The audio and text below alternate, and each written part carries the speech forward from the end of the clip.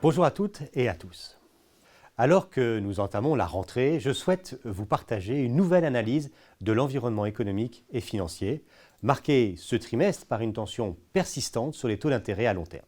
Cette évolution, que l'on observe aussi bien aux États-Unis qu'en Europe, a des conséquences directes pour l'épargne et l'assurance vie.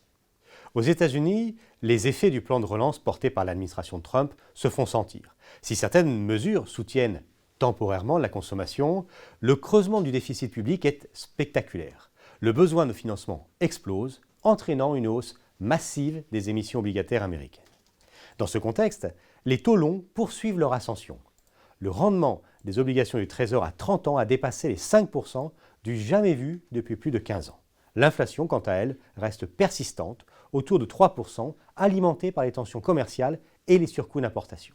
Face à cela, la Réserve fédérale américaine maintient sa politique monétaire inchangée, avec des taux directeurs stables entre 4,25% et 4,50%, malgré les pressions politiques croissantes. Elle réaffirme sa priorité, ramener l'inflation vers sa cible de 2%. En Europe, la reprise reste poussive. La croissance pour 2025 est attendue autour de 0,8%, pénalisée par la faiblesse de l'industrie allemande et le manque de soutien fiscal coordonné. Mais c'est surtout la situation politique en France qui attire l'attention des marchés. Difficulté à faire adopter le budget, tensions sociales, incertitude institutionnelle.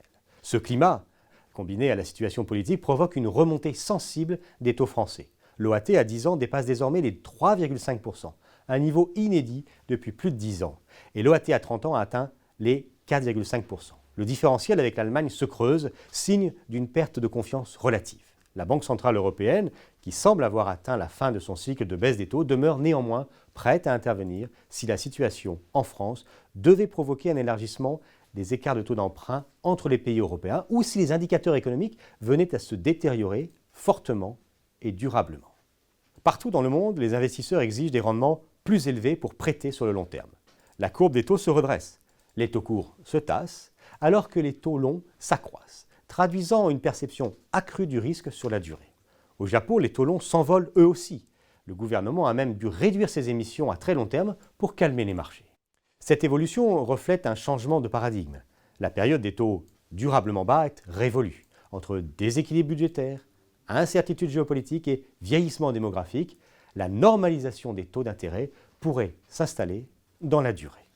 Pour l'assurance vie, cette situation ouvre des opportunités. Le niveau élevé des taux permet de constituer des portefeuilles obligataires plus rémunérateurs, avec un profil de risque maîtrisé. À la MIF, nous poursuivons activement la réallocation de nos investissements vers des obligations de qualité, avec des rendements bien supérieurs à ceux observés ces dernières années.